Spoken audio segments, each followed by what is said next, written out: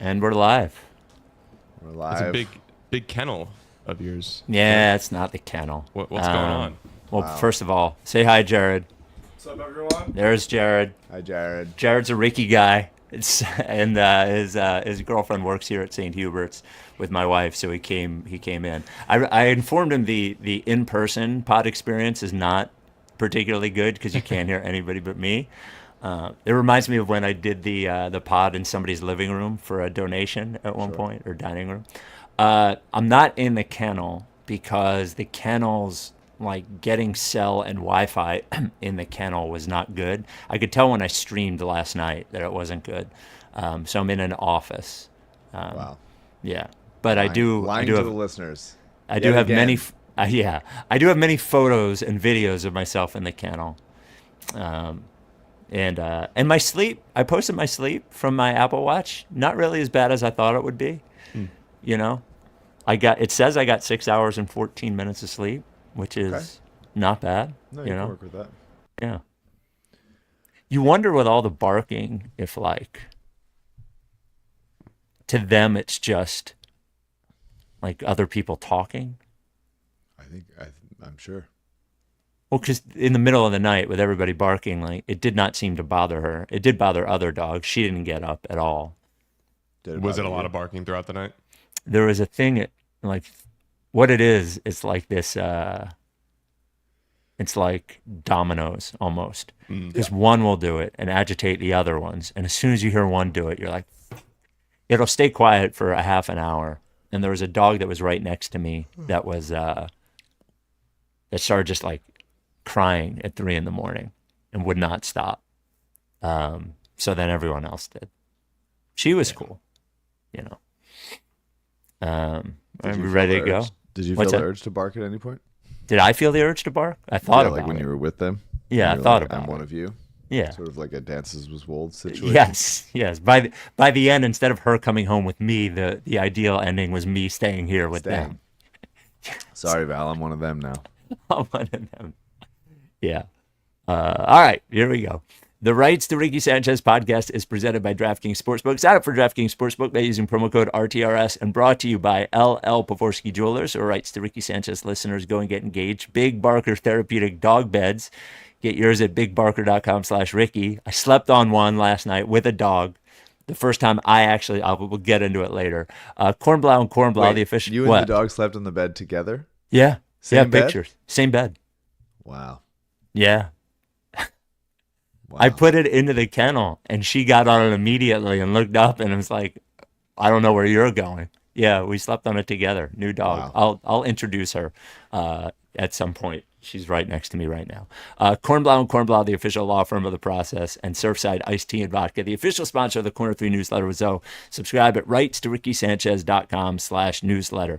On the show today, I am doing the pod from St. Hubert's Animal Center, Animal Shelter, as I slept in a kennel with a dog last night. So there's that. The lottery party is almost sold out, which is outrageous to me. Tyrese Maxey ruled out for the season. Joel Embiid in the front office not seeing eye to eye on his injury. It seems like Duke blew the Final Four last night, and the Sixers, Mike will fill me in because I did not see, but it seems like they almost won. At least from the final score, it looks like they almost won. As I mentioned, Surfside Iced Tea and Vodka, amazing. Watching any sporting event, or if you're avoiding sports altogether, which at some points during this year maybe you would be doing it, a Surfside Iced Tea and Vodka is the perfect drink to do so. It's only got 3 grams of sugar. It's only got 100 calories. It tastes great, which the 3 grams of sugar and 100 calories wouldn't mean anything if it didn't taste great. But all the versions taste great. Choose your favorite. Choose green tea and vodka if that's your favorite. Maybe peach tea and vodka. Maybe lemonade iced tea and vodka. They're available wherever you get your canned cocktails. And if you can't seem to find it, you can go to statesidevodka.com, order it there. You got to be 21. And as I mentioned, the lottery party, down to less than 100 tickets available. All the VIP is sold out. All the preferred Balcony is sold out. GA is left, but they will go pretty quick, pretty amazing. So just go to rightstoRickySanchez.com. It's right there on the front page if you want to buy tickets, or if you want to go directly to the ticket site, AXS.com,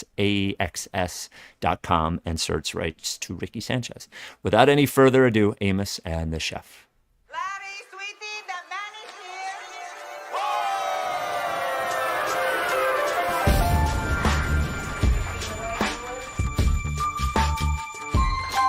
Say the name, I say the name, I say the name.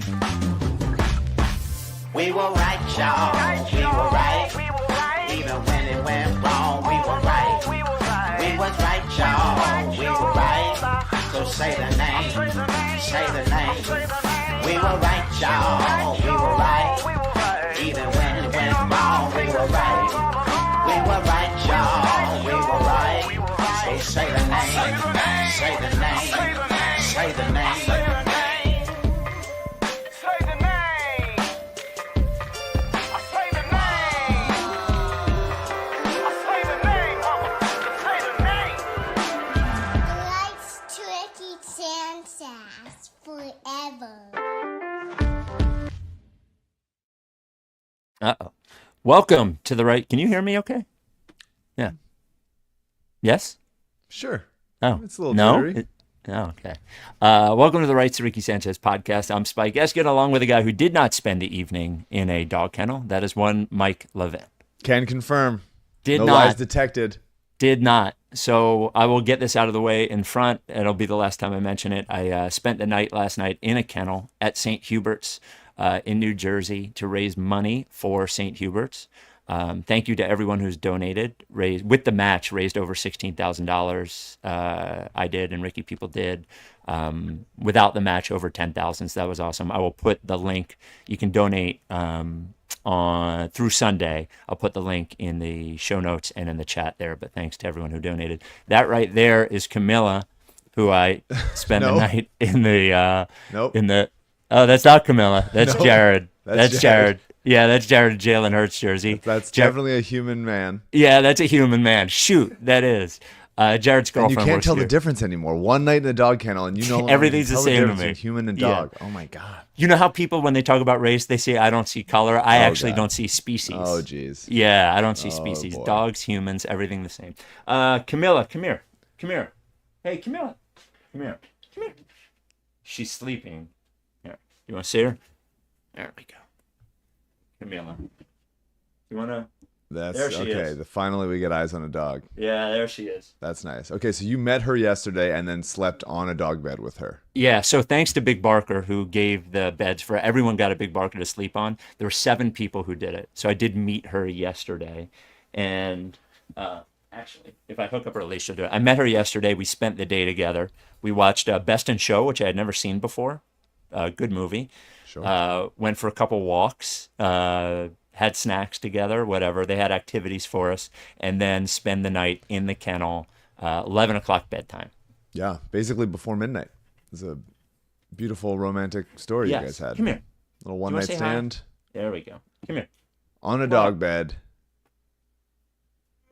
And he's There we pulling go. her up. There she is. There she is. Really reluctant to be on a podcast. Yeah, she doesn't want it. She knows the Sixers suck, so she Very has nice. no desire.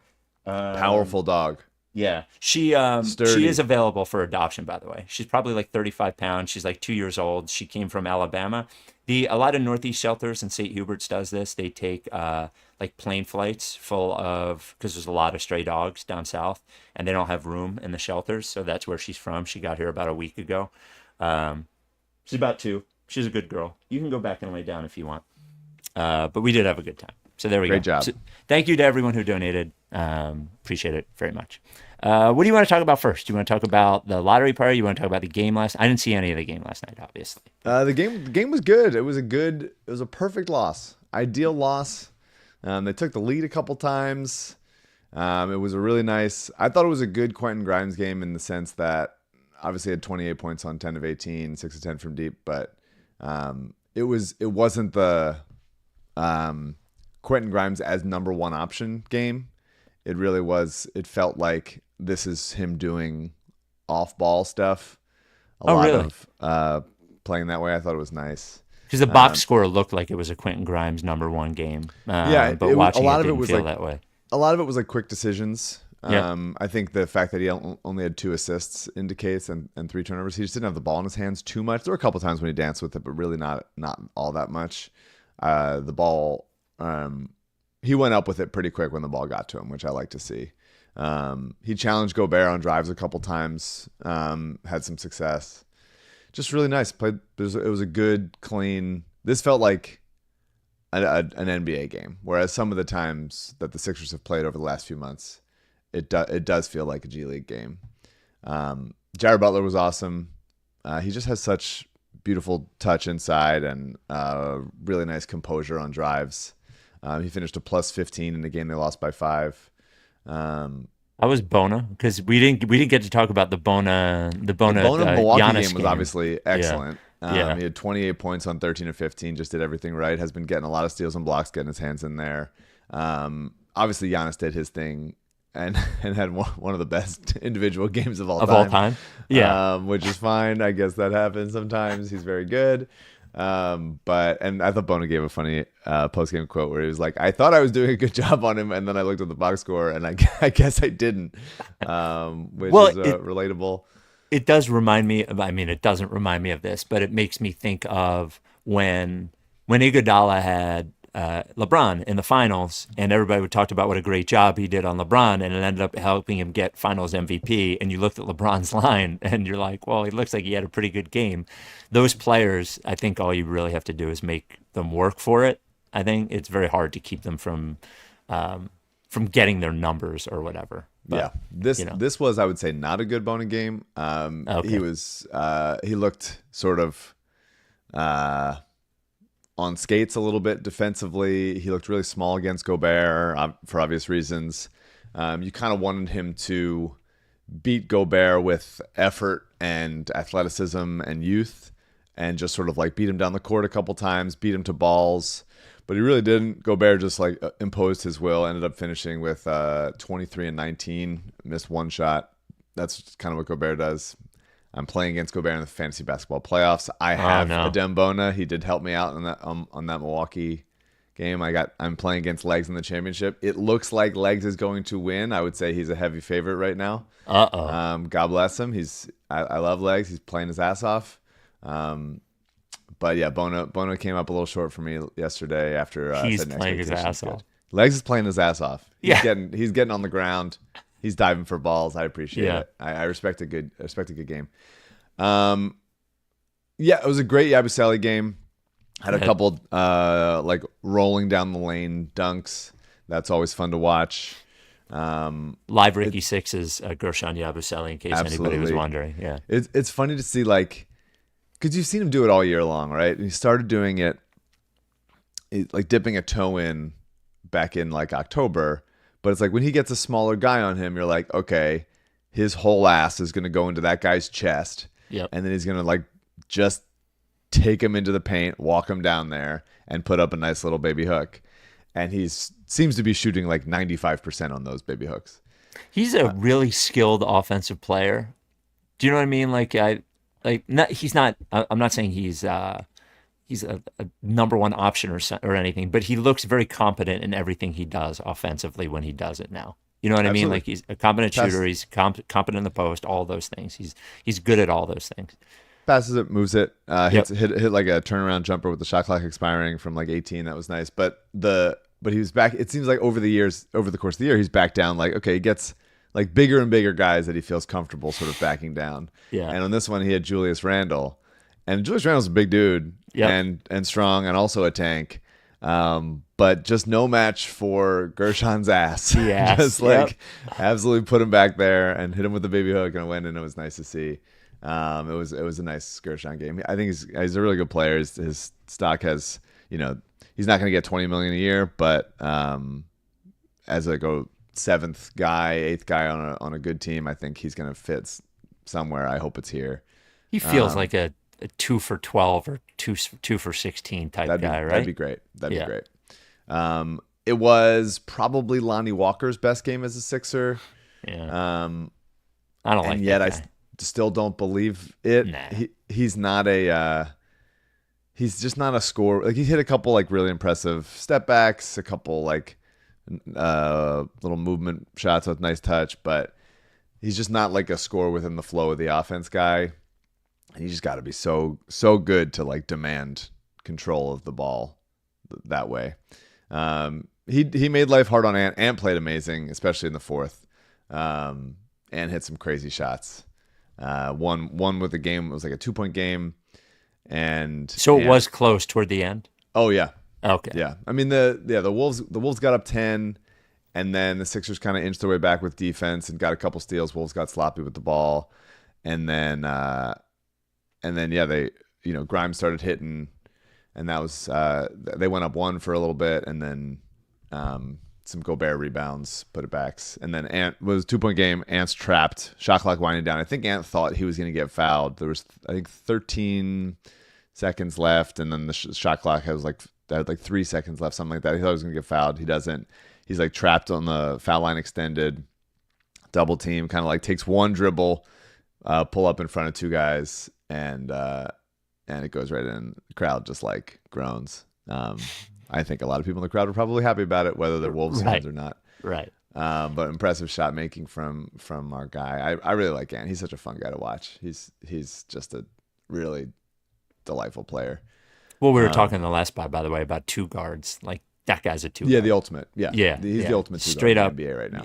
Yeah, people bring up Dwayne Wade.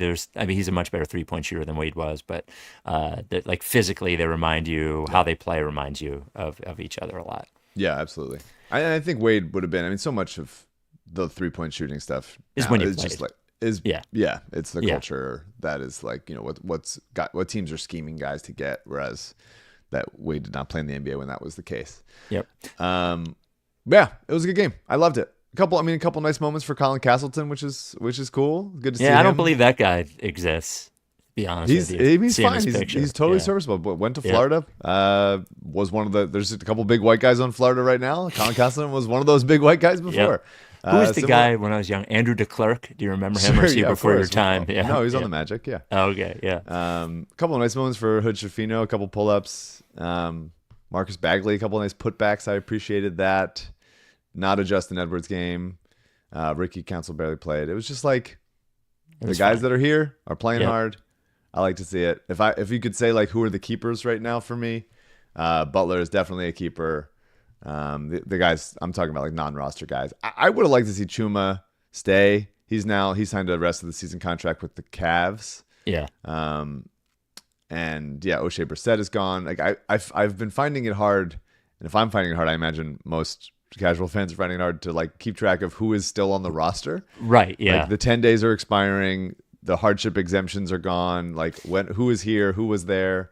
Who is allowed to play? Jeff Doughton and Alex Reese are still on the team, but like they have to be inactive sometimes. Well, because they only have so many games left because they're 2-way players. I love Alex Reese, by the way. Reese. He didn't play. He wasn't active. Yeah. Phil Rights Wheeler. Ricky. Oh, Just crazy. Just crazy stuff. What a season it's been. All what right, a go to season. commercial. What a gift. The Rights to Ricky Sanchez podcast brought to you by LL Pavorsky Jewelers. I don't know. Do we put pressure on Jared? I don't know. Too early? Oh, God. Yeah. All right. I won't do it. Just a groan in the background. Oh, God. If she ends up listening to this, I'm sorry. I apologize. Rights to Ricky Sanchez podcast brought to you by LL Pavorsky Jewelers, sponsor of the VIP section of the lottery party and live Ricky 6 as he has been before. And you're going to be a VIP to him, and you're going to make your loved one a VIP to you by going to LL Pavorsky Jewelers. Over 430 Rights to Ricky Sanchez listeners have purchased engagement rings from Lee, who's been in business for 37 years at 707 Walnut. And everyone is proud to have purchased an engagement ring from Lee, the first sponsor of the Rights to Ricky Sanchez podcast. But they feel so good about it. Maybe they go there because of the podcast, but they feel good about it because of Lee, because of the way that he treats everyone, because of the great fine jewelry that he has, because everyone is treated without with respect, no pressure, whatever your price range is, whether it's very small or very big. LL treats everybody amazing, and everybody feels that way leaving, and that's why he makes everything appointment only. So you don't walk in and feel ignored, or you don't walk in and feel pressured. You walk in and he has everything ready for you, and even if you're not close, he told me last week he sent an engagement ring to Australia. A Ricky listener in Australia did everything online. So if you want to buy an engagement ring, just kidding. Yeah. If you want to buy an engagement ring, Lee is the only one you do it from. You have to have an appointment, though. 215-627-2252 is the number. You can email him, lee@llpavorsky.com. You can tweet at him at @llpavorsky. As I mentioned, the store's at 707 Walnut. Lee always supporting our charitable efforts. He donated to this as well, by the way. Our charities, Mama T's Community Fridge, Providence Animal Center, LL Pavorsky Jewelers. Try sleeping in a dog kennel with your jeweler. Oh, there you go. That would be funny. Sleep in the kennel with Lee. So, lottery party, as I mentioned at the top, less than 100 tickets left in the whole friggin' Electric Factory or Franklin Music Hall. Thank you to everybody who bought tickets. Apologies for the little confusion at the beginning when the VIP tickets weren't available and some people bought the preferred balcony. I'm working that out with those people, but less than 100 tickets for GA left. So, Wow. Should be, by the way, if you don't, the other lottery parties, we sold tickets, but they were like $5. They were mostly for parking and for a donation. If you don't count those, the crazy thing is this is the most tickets we've ever sold for a live event this season. I think the lottery is such a perfect event for people to Yes. show up to. It is Yes. it is the exact kind of thing. Because when you're coming to a live show, you're like, what's the best thing that could happen? Yeah. What's the best thing that could happen at a live show? Yes, a great moment. Brett Brown shows up. Yeah, fun whatever. little thing, whatever. Yeah. But the lottery is like the idea of being in a place where we get either keep the pick or jump into the top 4 or perhaps Get get number one one. or two. Like that just, Oh. you're going to want to be with people Yes. for that moment. And the like absolute dismay if we do not get that pick. Yep. Collective just And then by the way, we facing have reality. to we have Watching- to yeah. do the live Ricky after Well, that. Absolutely. It's very similar to, it'd be like, this is as close as you're going to come to watching a game with me. Like, Yes. like a playoff game that matters.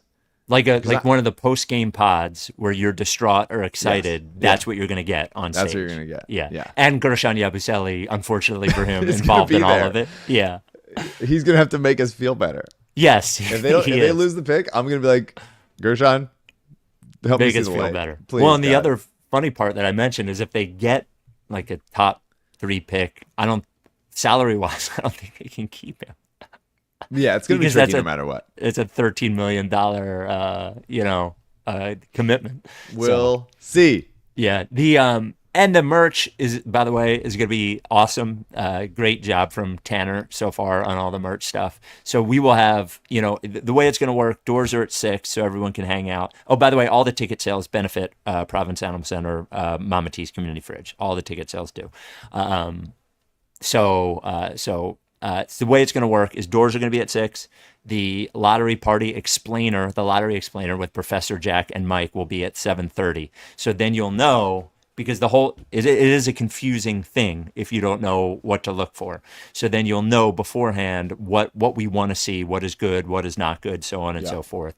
The lottery is at 8, so we'll watch all that together, and then the live Ricky will be afterwards.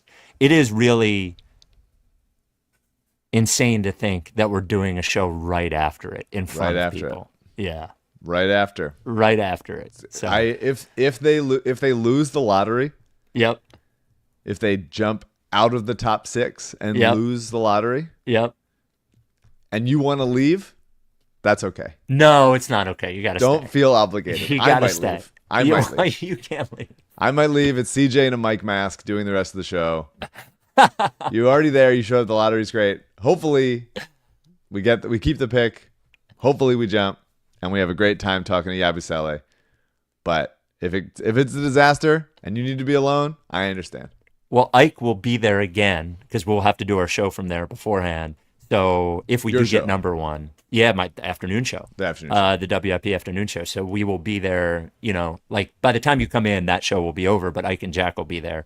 But if we get one, there needs to be back jumping again with you and Ike. Sure. So we did get this email from Cole, Rights to Ricky Sanchez at gmail.com. Hi, Spike, Mike, and CJ. Cole from Jersey here. I believe you may have missed an important factor in favor of the league rigging the lottery for the Sixers. Okay, Back I'm when the excited. Sixers are, we will listen to any positive rig it.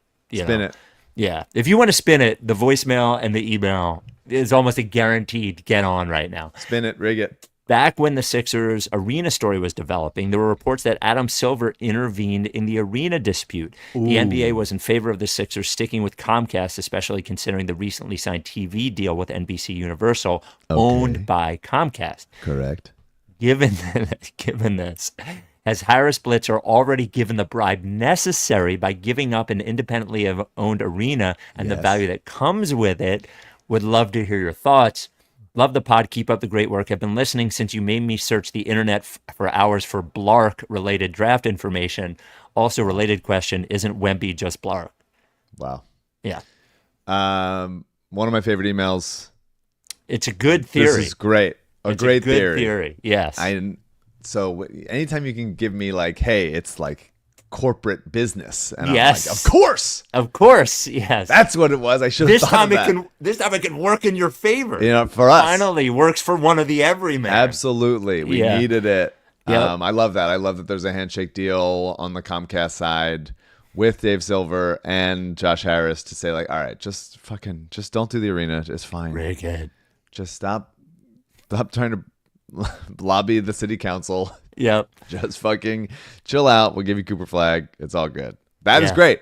That'd be great. Successful email. And fair to mention that happened while this team was going bad. So the idea of us getting Cooper Flag again, more realistic than it would have been beforehand. Yeah. Or they couldn't have used that. The NBA couldn't have used that beforehand, before this Absolutely. season. So a quick update on the tanking rankings, as Yes. it were. Sixers The lost 11 in a row, which They is pretty have good. 0-10 in their last 10. In case Yeah. you're not able to do that math. Yeah, you can The check that Sixers are solidly in fifth place, 2.5 ahead of the Nets. Now 5 ahead of the Raptors, so that's done.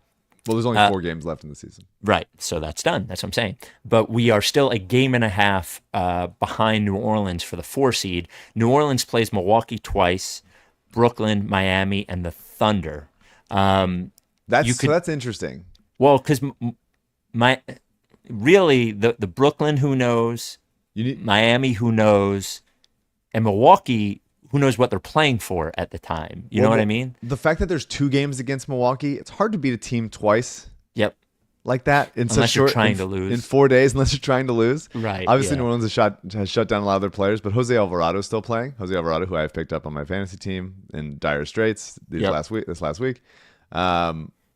If they steal one of those Milwaukee wins, if they beat Brooklyn, that last game of the season against Oklahoma City could have a shot. I mean, even Oklahoma City's Well, like the deep Thunder depth will, guys. but they'll sit everybody. They'll sit everybody, but they could still, like, if Aaron Wiggins is Wait playing, a like, minute. they're still winning that game. Wait a Like, minute. Could the Thunder once again Oh, wow. I like lose this. this time lose a game Yes. to help us keep the pick instead Yes. of winning the game to help 'Cause us keep the pick? Famously, Yep. Mike Thunder Muscala. against the Heat.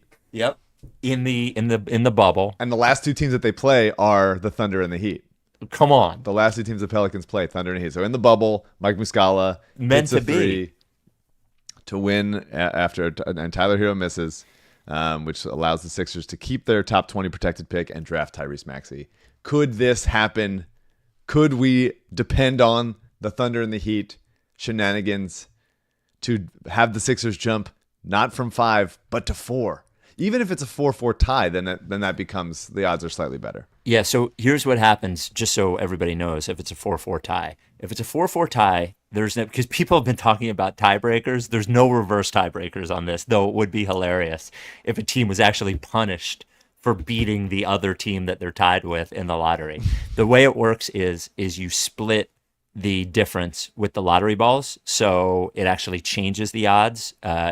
You split the difference between the fourth and the fifth, but there is a coin flip for who actually is in officially fourth place or fifth place. Right. In the order. So Yeah. So like if neither lottery ball gets picked, say the Sixers are right. win 4 in the coin flip, and the Pelicans they have to be 5, and neither of their lottery balls get selected for the top 4, because it's, again, and we'll talk about this before the lottery, but they're not picking lottery balls 1 to 14. They're Right. only picking The top 4. 3.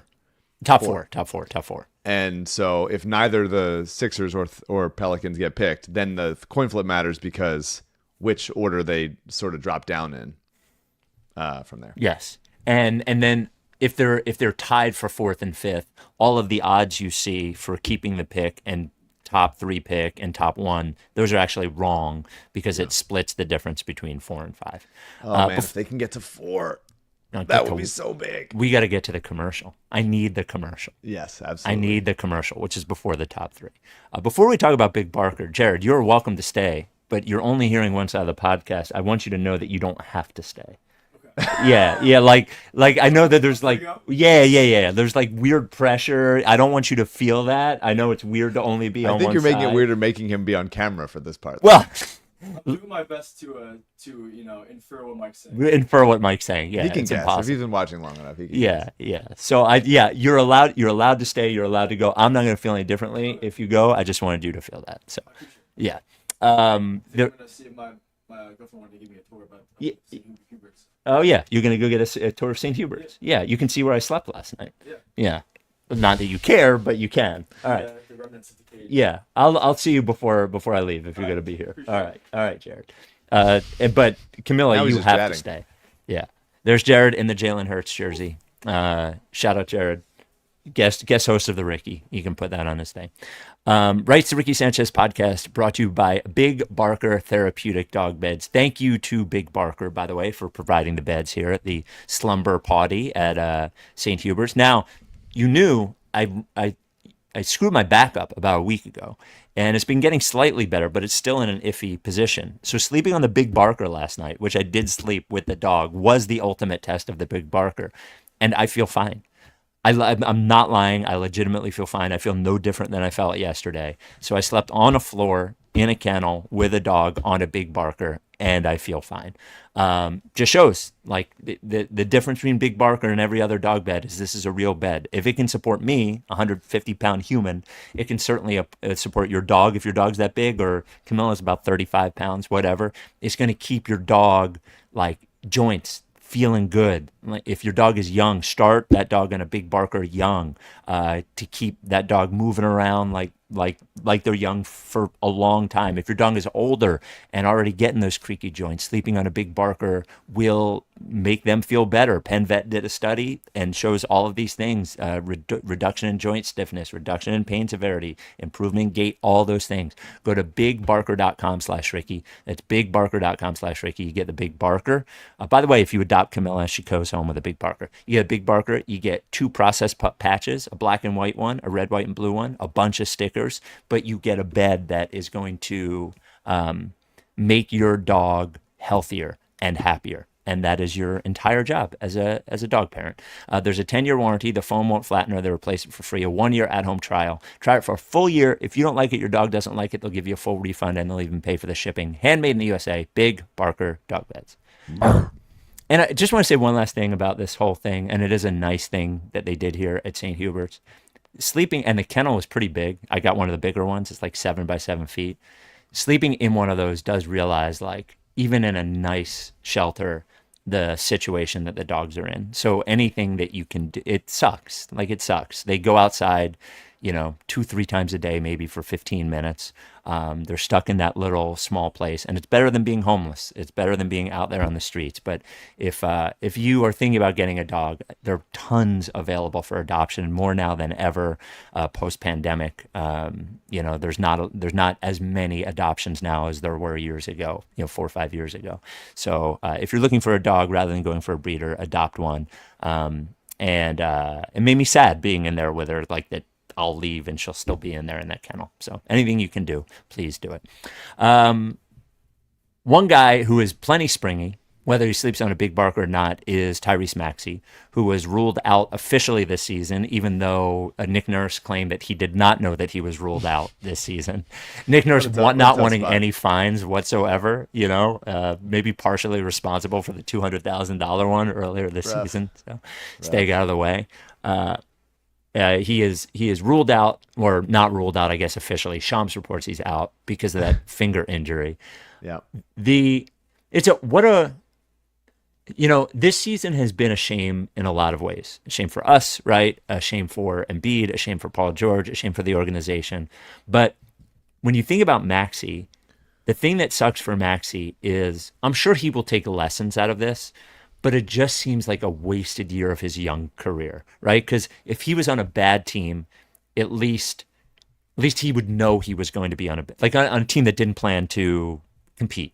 He would know he's on a team not planning to compete, would have his mission out ahead of him, and maybe could take advantage of that year. If he's on a good team, obviously, he gets to play. This year just feels like a completely wasted year of his young career. That part bums me out about Maxey, is that this year is just, it's like a zilch for him. It's like it didn't even happen. Yeah, I mean, yeah, he's every season's been kind of weird and different for him, and the expectations on him have been alternatively high. He's had to fit into different roles. Harden's here, Harden's not here. Yep. You're the guy. Embiid's healthy, he's not.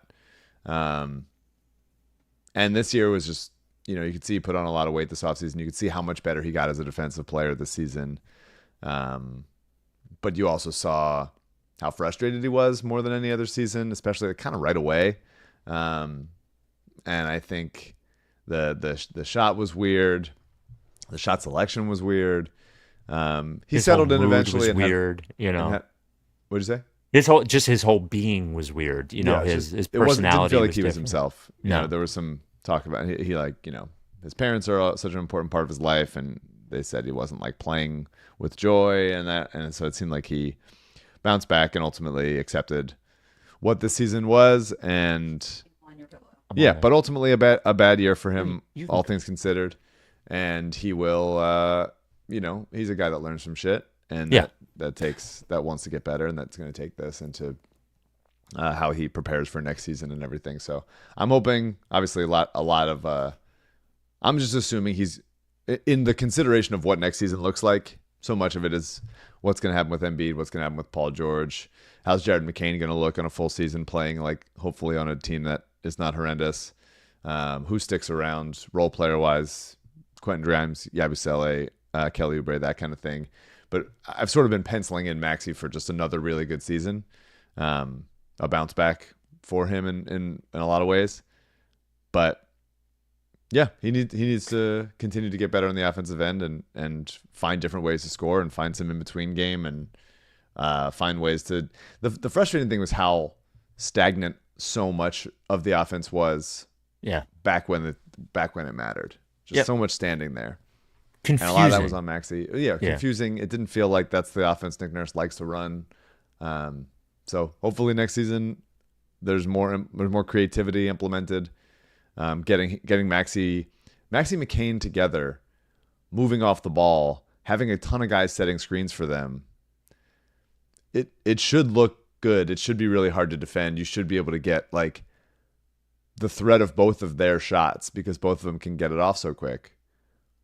Should have a lot of easy looks for those screeners rolling to the rim afterwards. Didn't happen too much this year, but I have hope that it would look good because those guys are good, heady players, and you should be scheming them open with like fluid movement, which didn't happen this year. I guess if I could, now that I'm thinking about it, think about one thing that is maybe a positive is there was this story early on, of course, about him, trying to hold Embiid accountable in that team meeting. Right. Later on in the season, after they went on that last win streak, that 4-game win streak, after they looked like they had quit after the Nuggets game, he was publicly talking about it again, that what people are and aren't doing, and said that he was vocal with the team then. And if there's, I guess if there's one thing that I could take from this season that is a positive from him, is that there is a chance, maybe even a likelihood, given Embiid's future, that, hey, guy, for the next however many years that you're here, or for the foreseeable future, you're the guy, and you've been little brother for your entire team here, and you expect it to be, you grew up in the Knicks series, I think, a little bit too. But as far as not just in terms of play on the court, but the locker room as well, Embiid was never that, right? The Embiid was never a locker room leader. Embiid never took the bull by the horns in that way. And I think that may be coming now for Maxey, and him getting a taste of what that has to be like. Maybe that's a positive, right? Like maybe because it was eventually going to be him at some point, even if Joel played for the next year or two. Eventually, Tyrese Maxey was going to end up as the best player on the team, unless they got some wild draft pick or something. So maybe that's a positive, that he, like, that wake up call that you're going to have to be that guy because nobody else is. Maybe that was good from a mental standpoint. Yeah, hopefully. I mean, yeah, Joel's lack of active leadership, let's say, Yeah. leaves a vacuum. And I could also see how, if you're Maxey, if you're, he's 24 now. He'll turn 25 pretty soon into next season. You're growing up, you get your contract, whatever. Like, at what point do you go, okay, I'm going to stop waiting for Joel's, like, watching his lead. I'll just sort of let you, okay, you're going to handle it this way. Okay, I'll come in and handle it this way. Or you're not going to say anything, I'll say anything.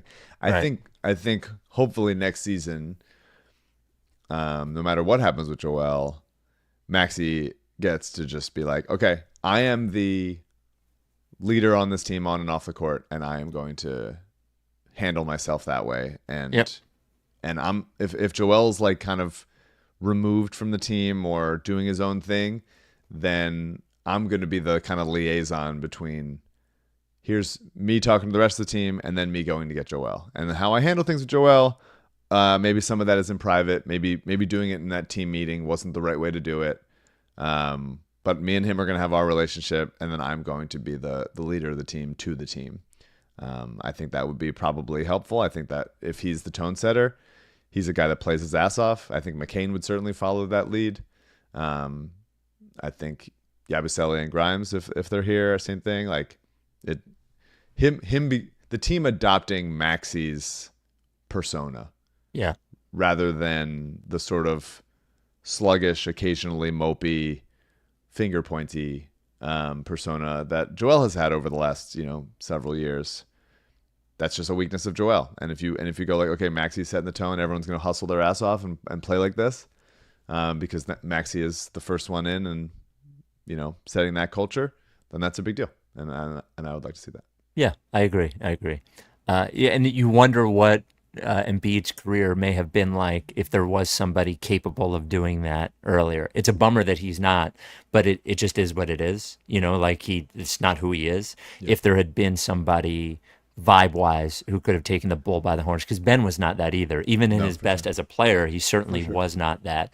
And Embiid has been paired with, like, Harden, wrong personality fit. Paul George, wrong personality fit. Yeah. Not that they don't get along, but they're all just sort of like, I mean, like Jimmy, yes, but then volatile. Like JJ, yes, but not good enough at that point in his career, maybe ever. Like Marcus Morris would say that you just needed a vet in there. Just get him in there with a vet. And it's like, you got to be good, dude. You have to be one of the 2 or 3 best players in the league. Kyle Lowry is there. Right. And you were there.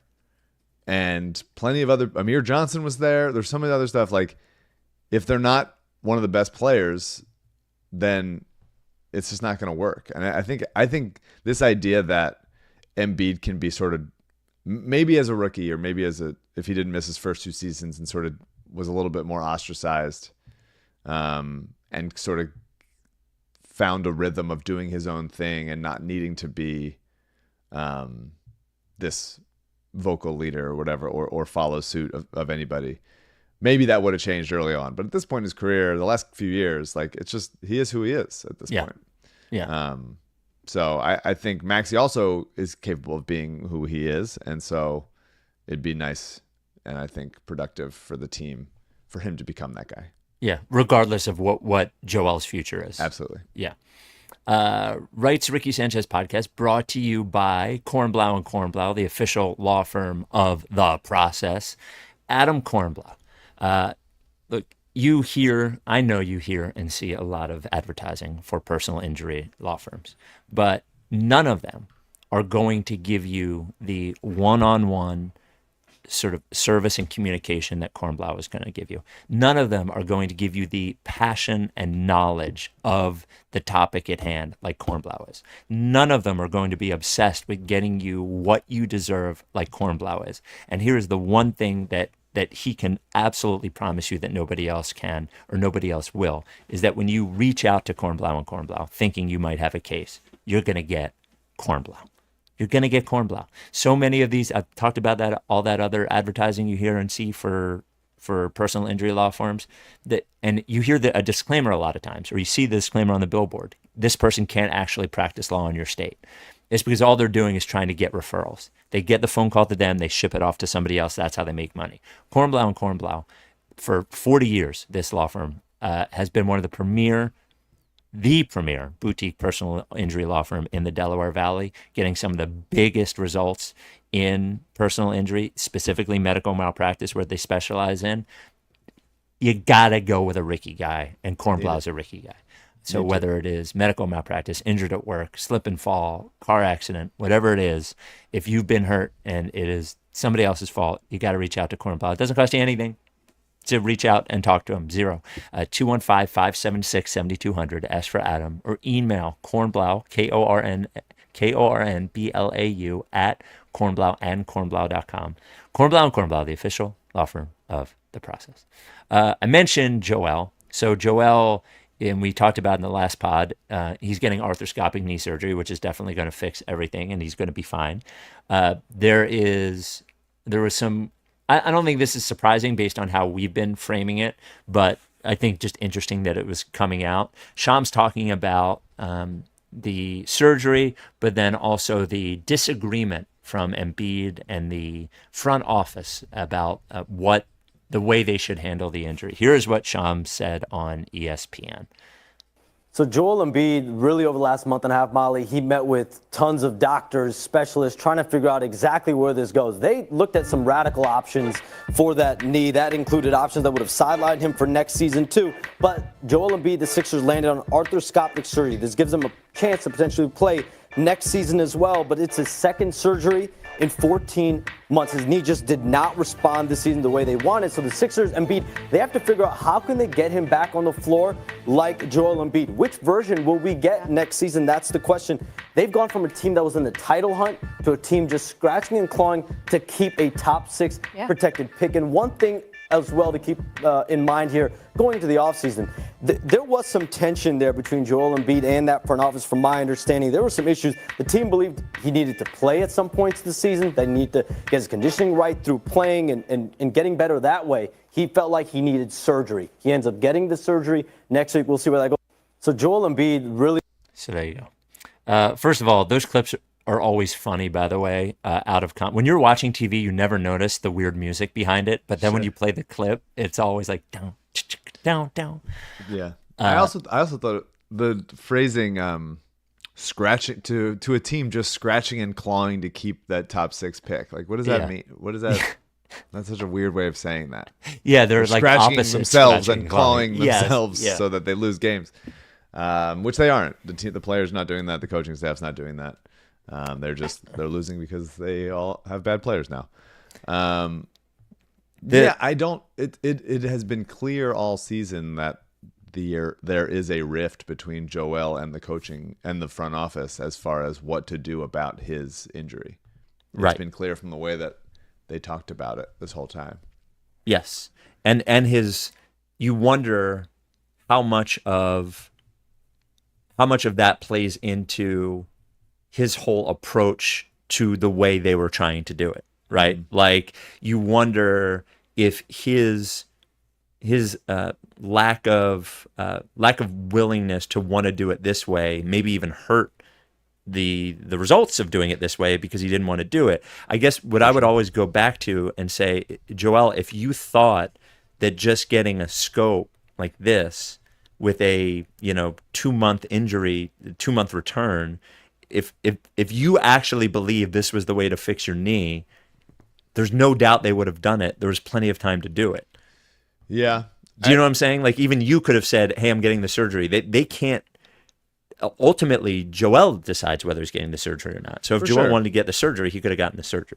I think they were probably all talking to doctors together and communicating with that. And Joel just seemed to be not satisfied with whatever the answer was. And that's why Yes. to Lisa Salters earlier in the season, he was like, I'll probably have to get a surgery sometime. Because he just Yeah. sort of felt like it's not right and it's not going to heal on its own. It doesn't seem like he bought the idea that playing on it more would get used to it and allow his knee to just settle in or whatever. And I agree with you, knowing Joel the way we know him, which is from afar, but it seems like he's the kind of guy who goes like, okay, if you're making him do this thing, then he's going to kind of do it a little kicking and screaming. Right. And he's like, I'm And trying if it to doesn't your way. work right away, if it Yeah. doesn't work the way that like he will bail early. You know what I mean? Yeah, or go through the motions, Yes. at least. Yeah. And so it was probably, the Sixers were probably slightly annoyed, or more than slightly, that he didn't commit to this kind of thing, maybe. And Embiid is probably annoyed and has been annoyed. He's like, I've been telling you since whenever that my knee's not right and I'm going to need another surgery because it just doesn't feel right. And it's hard to come up with what was, if this is a middle ground, if this is like, if Joel's just saying, I need surgery, it's not right, I know my knees, whatever, then this is like, okay, well, go get in surgery. there and Yeah. do a scope and we'll see what we find, basically. I And think that's at gonna the happen, I guess, in end, the next couple of days, so we should have some clarity, which won't be clarity. No. Maybe by the next time we do a podcast. well, and the reality too is, I'm sure part of his frustration is they probably kept telling him there is not one thing that you Totally. can do here that's gonna like work. Totally. And is him coming to the realization. And maybe we'll talk about it more next time when we have more time. But like Michael Connor wrote, I thought, a good article this week at rightstoRickySanchez.com about the idea of Joel Embiid, the role player guy or whatever. And if you get it through your mind that he can never be this guy anymore, that is an interesting concept. But the concept does require his buy-in. Totally. And Do you know what I'm saying? that Yeah. that was ultimately like some of MOC's article, which I think would be great if Joel became that. And I've been asking for that. He needs to anchor the defense more than he needs to anchor the offense. There's no reason for him to be like playing through double or triple teams anymore, especially with the other guys on the team that figure to be here next year. There's no reason for him to have to do it all himself. This Sixers team has, or next year's Sixers team, let's assume everybody's back. Let's cross our fingers and assume everybody comes back. Signing wise, that could leave. This Sixers team has more offensive help around Joel than any other Sixers team that there has been. It's not even close. And from Maxey McCain, Paul George, Grimes, even Yabusele and Oubre as like capable guys, whatever. Right.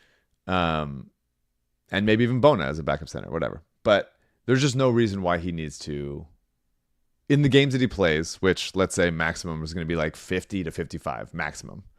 There's just no reason for him to try to do too much. There is a reason for him to anchor the defense. Anchoring the defense and protecting the rim and being Brook Lopez, who we've talked about as like as a comp for the, at least defensively, the kind of player that you'd want Joel to grow into. Where he's not defending on the perimeter that much. He's just It's all position. playing It's drop and a pick position and and roll. size. Yeah.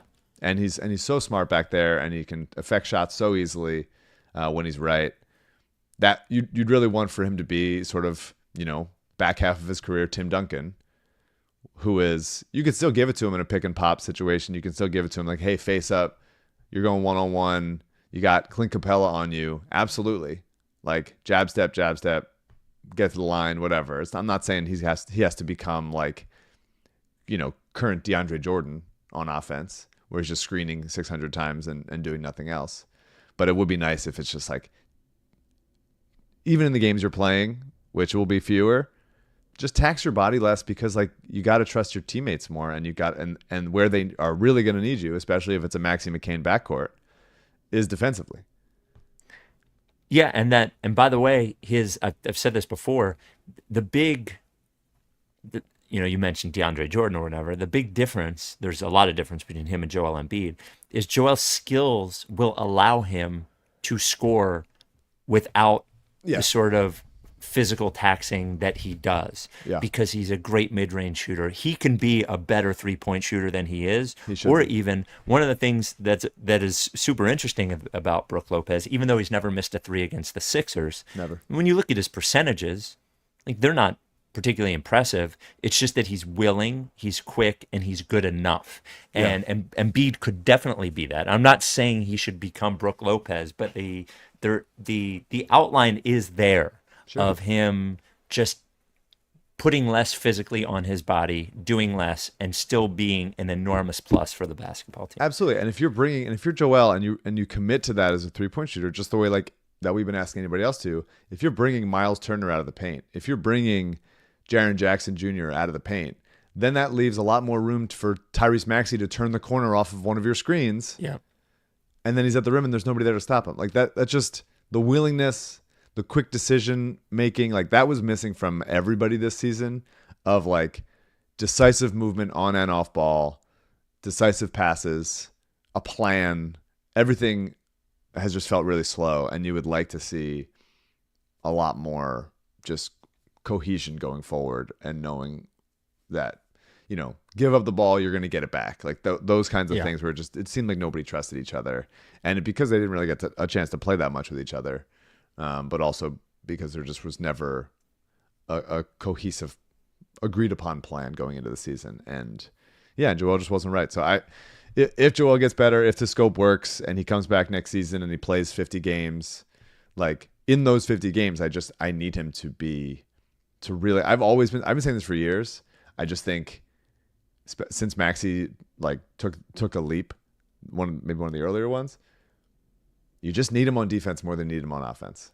Because every time you see how bad the Sixers team is defensively without him, it reveals how integral healthy Joel is to keeping this team afloat on that end. And that's a priority. That's why this season I was like, I don't want him scoring 30. Right. I wanted him scoring like 22. Right. Yeah. Before we get out of here, one email, and his first question. We should talk about the Final Four for a second too. Oh yeah, I saw what happened, but I did not watch Duke blow the game. So it wasn't as outrageous as everybody else is saying. Like huge choke job. Yes. Yeah, I mean, so the thing about Duke is they're young. They're all those guys. Their three best players are young. Even you could go deeper, and there's a lot of freshmen on there. But they've been composed all season long. They really move well. They play defense. They move well with each other. They have so many bigs they can throw at you to stay fresh inside. Bigs. Malawach is a guy that can protect the rim and be a roll guy. And a lob guy, and Gongba is more switchable, and they have another center. They're just kind of all over the place with you, and everyone on their team everyone that handles the ball can really handle the ball and move, but they don't have a real like steady the ship guard. Yeah, and that had been not a problem because they just were winning by so much over the course of the season. But Tyrese Proctor, who's a guard, they've been playing him more off ball, and he's become more of a catch and shoot guy, and he's been really good lately as a catch and shoot guy after kind of struggling earlier this season. They kind of took the ball out of his hands. And so in the last 10-30, they score one field goal against Houston. The last 10 minutes and 30 seconds, they scored one field goal, and it was a flag 3. And it was just when Houston's pressure ticks up and they're in your face, and the refs, it was a physical game all game long. And so the refs kind of had accepted a level of physicality.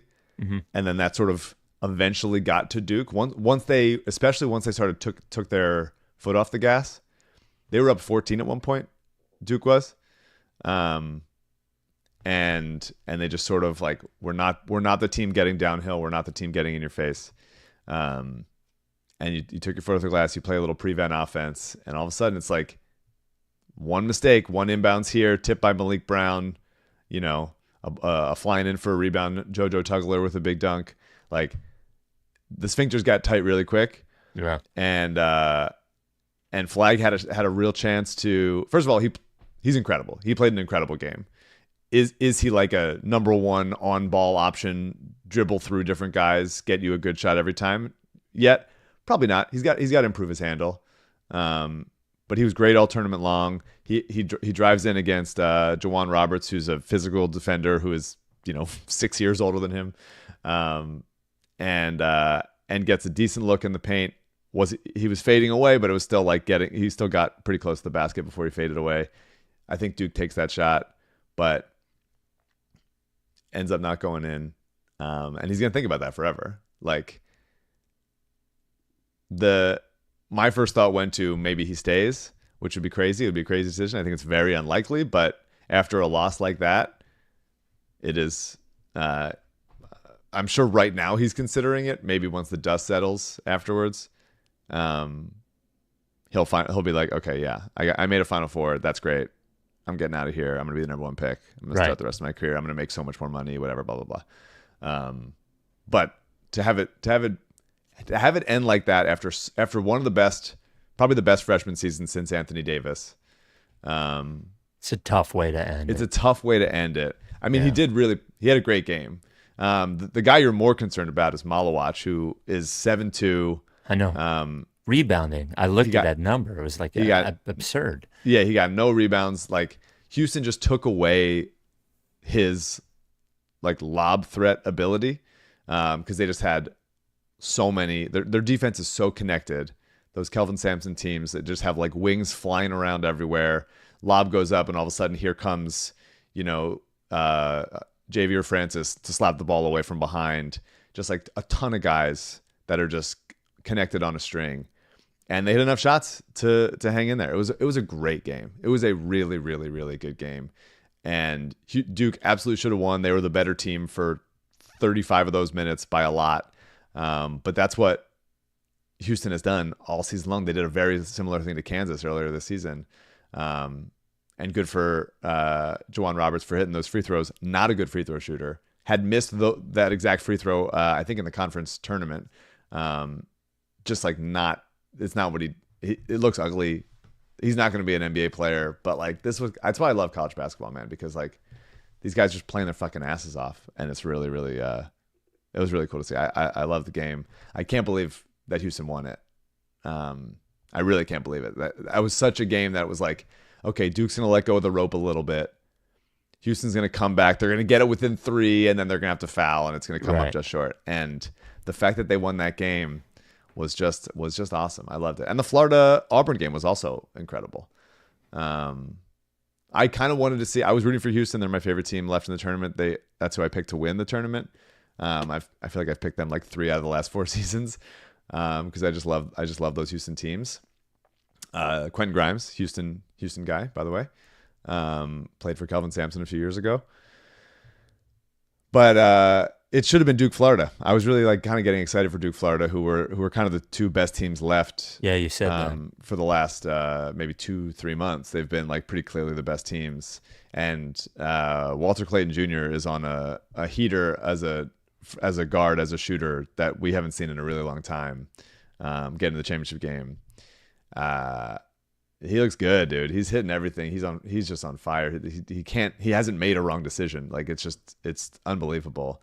And Elijah Martin, who was on that Florida Atlantic team, brings a ton of physicality as a guard and had a really wild dunk in transition. That was really awesome to see. That Florida team's good. I thought Auburn had a really good chance to win that game too. And I mean, this is March, baby. I just love it. I think Florida's probably going to beat Houston. I love that you gave it a "This is March." It is March, and this is what it's all about, Spike. Yeah. I Even just though love it's this April. shit, dude. Yeah. I just think like because the NBA games right now, not just the Sixers, like so much of the NBA suck. games are pretty middling. Yeah. And you can see guys like defensively not giving that much effort a lot of the time, and it's just like it just bums me out. And you watch these March games for college basketball, even like the January, February games, like they're playing so fucking hard, like every possession, and they're not as good, obviously, because it's college basketball. If they were that good, they'd be in the NBA already. But it just there's more coaching involved in college. Like I'm really I'm enjoying college basketball more than the NBA right now. What a boomer take. No, they're playing. I love it. I've always loved college basketball, and I will love Boomer NBA Mike. playoff basketball. But NBA regular season basketball right now is just like, it's just kind of, it's not doing it for me. And I think Just say they don't play any defense and you don't like the clothes they wear. Yikes. Not what I'm saying. I love the clothes they wear, and I love when they do play defense, and I love when the refs let them play defense. But, but yeah, I think it's been. Obviously it was a chalky tournament, but it's been a great tournament. The women's Final Four was two teams that just fucking blew the doors off them after a slow start. UConn looks incredible. It's UConn, South Carolina again. I thought UCLA had a real shot, but UConn just absolutely bodied them all game long. So I'm excited about that tournament game. I got UConn today. I got Paige winning her first. But yeah, this is a nice transition because I get so into the tournament, and then as the NBA season's getting pretty bad, although the Denver Golden State, that's who it was, the Denver Golden State game. There was a really good game the other day, or it was Denver. Oh yeah. Everybody was talking about, was it Memphis? Minnesota? Maybe it was Denver Golden State. I forget which. There's Maybe been it's a couple Denver good games Golden lately, but the good games are still good. Obviously, it's just like that. Your average NBA game right now is just like is pretty middling towards this like sort of dog days of the season. But March leads us right into the tournament ending right as the playoffs are about to start. I'm excited for the play-in tournament out I'm west. excited for the It's gonna be lottery. great. I'm really excited to watch. I've said this before. I'm so fucking excited to watch playoff basketball without the pall of the Sixers hanging Yes. over me. It 'Cause doesn't matter. We Yeah. do a podcast and like first round whatever, and I'm like, okay, I have to miss like I don't know Indiana Atlanta, which is like fine because I'm watching the Sixers. And then we do a podcast and I have to miss the beginning of like Golden State Denver or something. And I'm excited right now to just be like, hey, I got nothing to do. I got no responsibilities with this fucking Sixers team. Get out of my face. I just get to not be disappointed, not be emotionally invested. I'm just going to watch some NBA basketball, playoff basketball. It's going to be great. I'm very excited about it. Very excited about it. There, have you proved that you actually like NBA basketball and you're not? This is a great. It's time just of a year. joke. It's my favorite time of the year.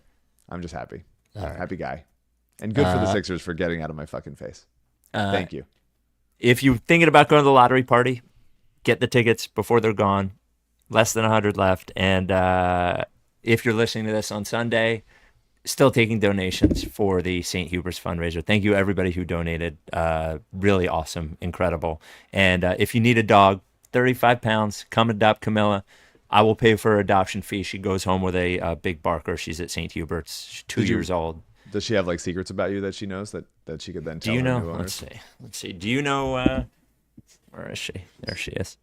She doesn't want to. Actually, she's not there. Can't even see her. There she is. She's not getting paid for this. She doesn't want to. Do you know any secrets about me? Huh? There she is. I don't think she might know secrets. We spent the night together, Mike. I know. We spent the night together. I can tell. She's like, when is this guy gonna leave? Yeah. No, she's sleeping on my. Now I feel sad that I can't adopt her. Our next 3 weeks are tough. Like my wife is starting her job back home and we're moving and we don't even know if she likes the other dogs. Normally I would just be a sucker and adopt her, but I can't. So somebody adopt her. All right. We will talk to you next time. Are you done with TTP? Yeah, lick face. Come to the lottery party. Come to the lottery party.